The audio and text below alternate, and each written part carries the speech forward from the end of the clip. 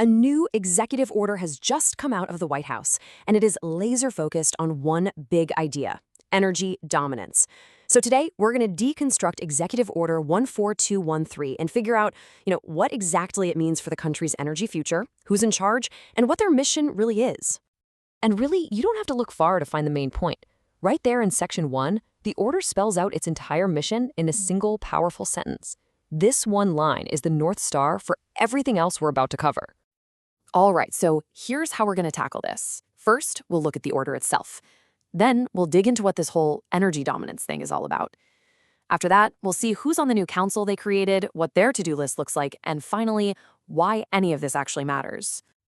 Okay, first things first, let's just get the basic facts straight. What exactly is this document we're looking at? So let's get down to brass tacks here. We're talking about Executive Order 142113, signed on Valentine's Day, February 14th, 2025. And its official title tells you everything: establishing the National Energy Dominance Council. So basically, this order creates a brand new group that's going to operate right out of the White House to steer the nation's energy policy. That brings us to the big phrase: energy dominance. It sounds powerful, right? But what does it actually mean in this context? Well, the order gives us a very specific definition. The order doesn't leave us guessing. It defines the policy really clearly. It's all about expanding the production of all forms of American energy. We're talking a true all-of-the-above approach here: oil, gas, coal, but also biofuels, geothermal, and hydropower. The endgame?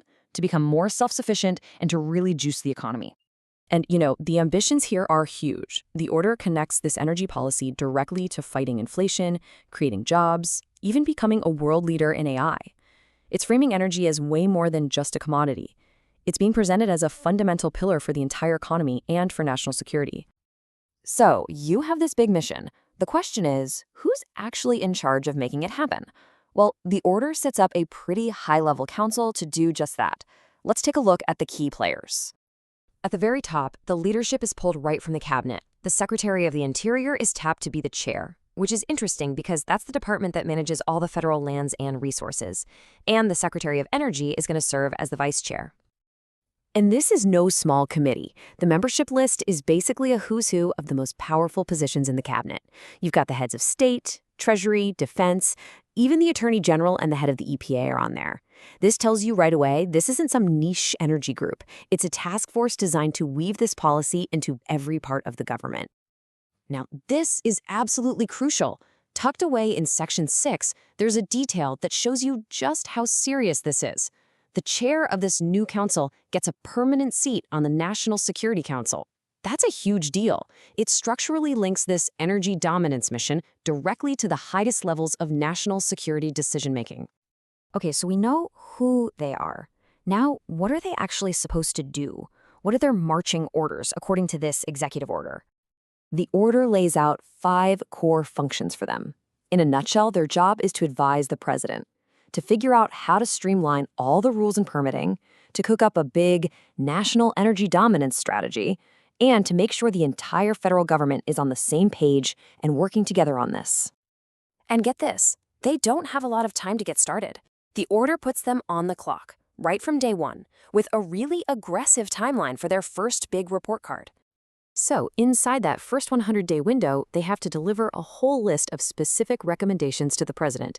We're talking a public awareness campaign, advice on how to reopen closed power plants, a plan for new pipelines to places like New England and California.